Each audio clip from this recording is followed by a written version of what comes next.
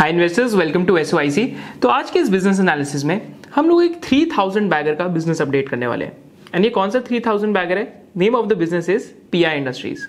तो आज से नियरली 3 years अगो इस चैनल पे one of the first business analysis जो हमने करा था that was of a company by the name of pi industries.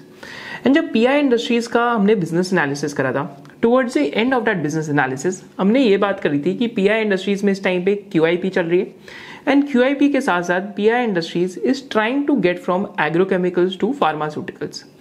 तो इसका क्या पर्पस है, एक बार इस वीडियो को देखते हैं कि जो वहां पे कंक्लूजन करा था इसको आप 2 मिनट्स का एक बार देखेंगे तो आपको समझ आएगा एंड आज हम वहां से कंटिन्यू करेंगे। तो एक बार हम पावर ऑफ कंपाउंडिंग देखते हैं कि why compounding is truly the 8th wonder of the world. तो लास्ट 73 years ऑफ एग्जिस्टेंस में, लास्ट 73-74 years ऑफ एग्जिस्टेंस में PI Industries has been able to achieve a revenue of 3300 crores plus, right? But in the next 2 to 3 years, what can potentially happen is that revenues from here can double. And revenues कौन से business में double होंगे? The higher margin business, which is the CSM business. So power of compounding is such कि आप पिछले 74 years का work आप next 3 years में करने वाले हैं। And moreover, the company has been actively working on expanding the size of opportunity. अगर आपका जब में देखते हैं एग्रोकेमिकल का जो मार्केट साइज $5 billion का है CSM का, अगर फार्मा में वो same market size is close to $40 billion, तो ये इनके लिए साइज ऑफ अपॉर्चुनिटी है। Because when we are doing DCF तो उसमें 2 चीज़ें आती हैं, एक तो डिस्काउंट रेट्स और एक तो आपका कैश फ्लो, राइट? तो आज एनालिस्ट गलत कहाँ पे होते हैं? जो भी रिटेल इन्वेस्टर्स ये वीडियो देख रहे हैं, हमारी सबकी गलती कहाँ पे होती है वैल्यूएशंस में, कि जो हम कैश फ्लो की ग्रोथ है कभी भी हम अज्यूम नहीं कर पाते कि कितनी आ सकती है। एंड कैश फ्लो की जो ग्रोथ है लंबे समय में मार्केट साइज पे और मैनेजमेंट की एग्जीक्यूशन पे डिपेंड करती है। If the company is able to execute and is able to achieve success in the pharmaceutical side of the business, so what can potentially happen is that these valuations would start looking cheap at certain point. तो अभी हमने जैसा इस conclusion video में देखा था जो last 3 years पहले बनाई गई थी, कि उस टाइम पे हमने बात करी थी कि पीआई इंडस्ट्रीज का जो भी एग्रोकेमिकल कॉन्ट्रैक्ट मैन्युफैक्चरिंग का बिजनेस है that is already a market size which is of $5 billion। $5 billion माने 40,000 करोड़ की मार्केट साइज है। Whereas अगर आप फार्मास्यूटिकल की बात करते हैं तो फार्मास्यूटिकल्स की जो मार्केट साइज है कॉन्ट्रैक्ट मैन्युफैक्चरिंग में that is $40 billion, which implies कि फार्मास्यूटिकल्स की जो मार्केट साइज है that is somewhere close to 3,20,000 crores। तो यहाँ पे पीआई इंडस्ट्रीज के लिए, क्योंकि पीआई इंडस्ट्रीज का अगर आप लास्ट सेवरल ईयर्स में देखते हैं तो लास्ट सेवरल ईयर्स में 2011 में पीआई इंडस्ट्रीज की सेल थी 720 crores की, जो आज ट्रेलिंग 12 मंथ में 6,322 crore की हो गई है। ऑपरेटिंग प्रॉफिट पीआई इंडस्ट्रीज के 117 crores के होते थे जो आज 1,500 crores के हो गए। एंड 2011 में पीआई इंडस्ट्रीज के पास सिर्फ एक एमपीपी प्लांट हो जाता जो आज 13 प्लांट्स हो गए and 2 more new plants are coming up.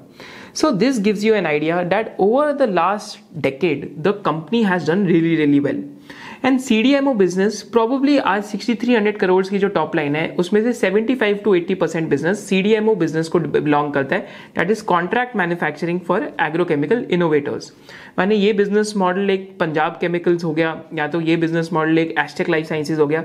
उससे क्या डिफरेंट है कि जो इनोवेटर कंपनीज हैं लाइक बेयर्स, सिंजेंटा, BASF, तो ये इनोवेट करके R&D करके एग्रोकेमिकल मॉलिक्यूल्स बनाती हैं एंड इनकी जो कॉन्ट्रैक्ट मैन्युफैक्चरिंग है वो पीआई इंडस्ट्रीज करता है। And this is a very difficult business to do, क्योंकि आपको टेक्नोलॉजी ट्रांसफर करना पड़ता है एंड साथ साथ आपको क्लाइंट्स के लिए डेडिकेटेड फैसिलिटीज लगानी पड़ती हैं एंड काफी बार आपको फैसिलिटी का जो बिल्डअप है एडवांस में करना पड़ता है। तो इंडिया के अंदर there are 4 major companies which are doing innovator synthesis for agrochemicals. One is Deccan Life Sciences जो कंट्री की इस टाइम पे लार्जेस्ट एग्रोकेमिकल इनोवेटर कंपनी है। सेकंड यहाँ पे पीआई इंडस्ट्रीज आती है, थर्ड SRF है and fourth recently Navin Fluorine का भी काफी ज्यादा पेटेंटेड इनोवेटर बिजनेस स्टार्ट हो चुके हैं। तो ये तो पीआई इंडस्ट्रीज की ओवर द इयर्स ग्रोथ रही है। बट पीआई इंडस्ट्रीज ने 2020 के अंदर एक 2,000 crores का QIP करा। QIP माने कि जो क्वालिफाइड इंस्टीट्यूशंस है उनसे इन्होंने पैसे रेज करे। एंड पैसे क्यों रेज करे? To do an acquisition in pharmaceutical business. अब 2020 to 2022 तक फार्मास्यूटिकल सेक्टर की जो साइकिल है वो बहुत ज्यादा पीक पे थी, तो इस वजह से जो भी वैल्यूएशंस थी उस टाइम पे वो बहुत ज्यादा महंगी चल रही थी। माने पीआई इंडस्ट्रीज एक्विजिशन का ट्राई तो कर रहा था, एनालिस्ट हर कॉन कॉल पे ट्राई पूछ रहे थे, but they weren't able to close any acquisitions because valuations बहुत एलिवेटेड थी। But recently after a wait of 3 years PI Industries ने 2 की एक्विजिशंस अनाउंस करी हैं। तो ये जो एक्विजिशंस अनाउंस करी हैं हम इसके बारे में बात करेंगे एंड साथ साथ ये देखेंगे कि whether these acquisitions can be a game changer and for the shareholders for PI Industries जो काफी सेवरल ईयर्स से ओन कर रहे हैं। This video will help you a lot to know about the prospects and साथ साथ जो new investors ये वीडियो देख रहे हैं आपको इस वीडियो में से ये चीज लेनी चाहिए कि कंपनीज adjacencies और टर्मिनल वैल्यू एक्सपेंशन पे कैसे काम कर सकती हैं. Now before starting about the acquisitions, do smash the like button and also subscribe to the channel if you're new to this channel. So with this, let's start.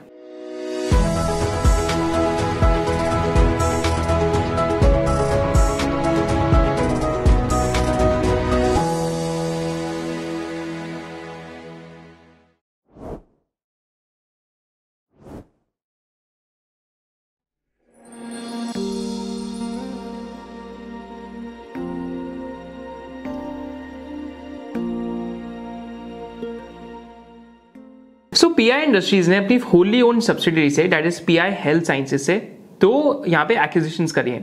पहली acquired company का क्या नाम है? That is Thermachem Research Medilabs, that is TRM के नाम से. And second company कौन सी acquire करी है? That is a company based out of Italy by the name of Arkema. तो ये दो API manufacturers and patented intermediate manufacturers acquire करें. तो यहाँ पे मैं आपके साथ दो डिस्टिंक्शंस डाल दूं कि जो टीआरएम का यहाँ पे एक्विजिशन हुआ है एंड साथ साथ आर्केमा का यहाँ पे जो एक्विजिशन हुआ है, तो जो टीआरएम का एक्विजिशन हुआ है तो ये कंपनी 100% पेटेंटेड प्रोडक्ट्स में, जो इनके ईबिटा मार्जिन और प्रॉफिट मार्जिन से भी पता लगता है कि this company is doing well north of 40% EBITDA margin. Versus अगर आप आर्केमा की बात करते हैं तो आर्केमा बेसिकली जो कॉपी कैट एपीआईज हैं या जो बेसिकली जेनेरिक एपीआईज हैं उनका मैन्युफैक्चरर है. इस कंपनी के पास मोर देन 60 कस्टमर्स हैं, 24 डीएमएफ फाइलिंग्स हैं. डीएमएफ फाइलिंग्स क्यों चाहिए होती हैं? ताकि अगर आप फाइल करेंगे कि आप किस प्रोसेस से एपीआई मैन्युफैक्चर कर रहे हैं, साथ साथ रेगुलेटरी बॉडीज के साथ फाइल करेंगे तभी आपको अप्रूवल मिलता है. So that is why DMF filing is required. तो 24 डीएमएफ्स हैं एंड 11 कमर्शियल प्रोडक्ट्स हैं इस टाइम पे. एंड यहाँ पे कैपेसिटी यूटिलाइजेशन अभी 50% है. एंड साथ साथ जब हम टीआरएम की बात करते हैं वहां पे भी कैपेसिटी यूटिलाइजेशन अभी 50% के आसपास है. तो टीआरएम के केस में एंड साथ साथ आर्केमा के केस में पहले कंबाइंड एंटिटी की वैल्यूएशंस देखते हैं कि कितने वैल्यूएशंस पे या किस प्राइस पे खरीदा है. तो आपको यहां पता लगेगा कि pi Industries is paying $50 million for TRM, जो पेटेंटेड इंटरमीडिएट्स वाली कंपनी है. तो $50 million माने 400 करोड़ पीआई इंडस्ट्रीज इनके लिए दे रही है. एंड टीआरएम की जो सेल्स हैं that is close to $33 million. So $33 million implies की सेल रन रेट कुछ 264 करोड़ का है. वेरस कंपनी का जो ईबिटा इस टाइम पे $14 million का है. सो $14 million इंप्लाइज कि कंपनी का जो ईबिटा कुछ 112 करोड़ के आसपास का है. So again, almost nearly 40% EBITDA margin business है. And PI Industries will pay $25 million, that is 200 crores, as performance-linked payouts over the next 6 years. क्योंकि इस कंपनी के काफी सारे ऐसे मॉलिक्यूल्स हैं जो भी डेवलपमेंट स्टेज से फेज 1 और फेज 2 के अंदर जा रहे हैं. सेकेंडली, पीआई इंडस्ट्रीज ने जो आर्केमा को अक्वायर करा इस टाइम पे तो $38 million पे अक्वायर करा है. एंड उस कंपनी का जो ईबिटा इस टाइम पे $7 million के आसपास का है. अगेन वैल्यूएशन बहुत चीप है, माने 5x ईबिटा के आसपास अक्वायर करा है. तो इन टोटल अगर आप देखते हैं तो पीआई इंडस्ट्रीज ने 720 करोड़ दिए हैं दोनों एसेट्स के लिए. एंड दोनों एसेट्स का जो ईबिटा है that is close to 168 crore के आसपास, दैट इज $21 million के आसपास. तो माने दोनों एसेट्स की एक्विजिशन के लिए पीआई इंडस्ट्रीज ने 4x ईबिटा का एक तरीके का मल्टीपल दिया है. एंड साथ साथ $25 million will be the performance linked payout over the next 6 years, that is close to 200 crore के आसपास. सो फाइनेंशियली तो वैल्यूएशन वाइज दोनों acquisition look very very cheap enough. अब दोनों कंपनीज की हम कैपेबिलिटीज देखते हैं एंड साथ साथ ये देखते हैं कि दोनों कंपनीज के अंदर क्या क्या ऐसे अप्रूवल्स हैं जिसकी वजह से पीआई को अक्वायर करना पड़ा. पहला जो सिंपल रीजन एक्विजिशन का इज दैट कि पीआई इंडस्ट्रीज के पास जो जीएमपी फैसिलिटी होती है that is good manufacturing practices, तो आपको यूएस एफडीए के ऑडिट कराने पड़ते हैं या डिफरेंट रेगुलेटर्स के ऑडिट कराने पड़ते हैं. And setting up a green field plant from scratch for pharmaceuticals as a GMP facility it takes a lot of time. आप सिंजीन के केस में देखेंगे तो 2017 का केपेक्स स्टार्ट हुआ था मैंगलोर में and it has taken them 7 years of green field capex till to get the regulatory approvals. And regulatory approvals अभी H2 FY24 में आएंगे. तो मानिए 7 years का जेस्टेशन पीरियड है अगर आप एक स्क्रैच से लाइक एनसीई एंटिटीज माने पेटेंटेड मॉलिक्यूल्स के लिए फार्मास्यूटिकल में अगर आप मैन्युफैक्चरिंग कैपेसिटी सेटअप करते हैं. तो इस वजह से पीआई इंडस्ट्रीज यहाँ पे अक्वायर कर रहे हैं. सेकेंड रीजन आपको यहाँ क्या समझना है कि अगर दोनों कैपेसिटीज की बात करते हैं तो आर्केमा की जो हमने बात करी थी it is purely a generic business. And जो ये बेसिकली जेनेरिक बिजनेस है तो करंटली आर्केमा के पास 60 क्लाइंट्स हैं एंड 60 क्लाइंट्स में से 11 कमर्शियल प्रोडक्ट्स हैं. whereas 24 DMFs हैं. तो actually 12 products are currently active and 50% capacity utilized है for niche APIs and 50% is idle which PI will work on. Whereas अगर आप TRM की बात करते हैं तो TRM is completely working for patented products. There are no generic products in TRM and in Arkema they are working on niche products. तो ये दोनों के बीच का डिफरेंस है। तो over next 2 years PI Industries का जो केपेक्स प्लान है that is close to 10 to 15 million dollars का, माने 80 to 120 करोड़ का ईच ईयर है, तो माने 240 करोड़ का केपेक्स प्लान है। एंड इस केपेक्स से अगर आने वाले नेक्स्ट 3 to 4 years में दे आर एक्सपेक्टिंग कि दोनों जो कंपनीज हैं इनका जो रेवेन्यू है बेसिकली यहाँ से डबल हो जाएगा। इसके साथ साथ पीआई इंडस्ट्रीज यहाँ पे क्या कर रहे हैं कि पीआई इंडस्ट्रीज जो हैदराबाद में जीनोम वैली है वहां पे अपना खुद का फार्मास्यूटिकल सीआरओ और सीडीएमओ के लिए इस टाइम पे एक R&D प्लांट लगा रहे हैं। So this is how the initiative for going into pharmaceutical adjacency इस टाइम पे पीआई इंडस्ट्रीज के लिए स्टार्ट हुआ है। तो नियरली 2000 करोड़ का QIP था एंड 2000 करोड़ के QIP में से ऑलमोस्ट 720 करोड़ इन दो एक्विजिशंस में यूटिलाइज हो गए। एंड आर्केमा के अगर हम देखते हैं कि कौन कौन सी कंट्री से अप्रूव्ड है, तो यहाँ पे जो यूएस के रेगुलेटर है उन्होंने अप्रूव करा हुआ है, कोरिया के रेगुलेटर ने अप्रूव करा हुआ है, इटली के जो रेगुलेटर है उन्होंने भी अप्रूव करा हुआ है। So again GMP facilities again pi industries को इससे एक्सेस मिल जाता है।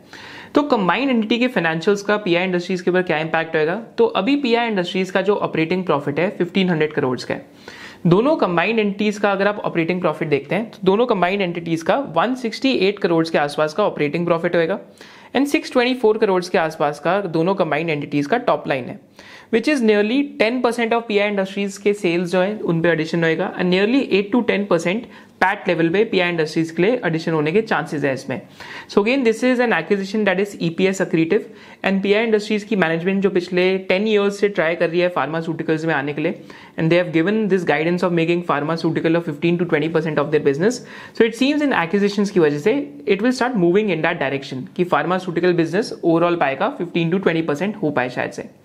Do let me know in the comment section below. Do you think कि फार्मास्यूटिकल बिजनेस ऐड होने से पीआई इंडस्ट्रीज के अंदर उनके जो ग्रोथ के ड्राइवर्स डी-रिस्क हो जाते हैं, या डू यू थिंक कि अभी भी फार्मास्यूटिकल काफी low portion of the business है and it will take a lot of time for it to scale? Thank you so much for joining us. The idea of this business update series is to keep updating those businesses जो हमने इस channel पे last 3 to 3.5 years में cover करें। Thank you so much for joining us. Hope to see you in the next business analysis of SYC. जय हिंद।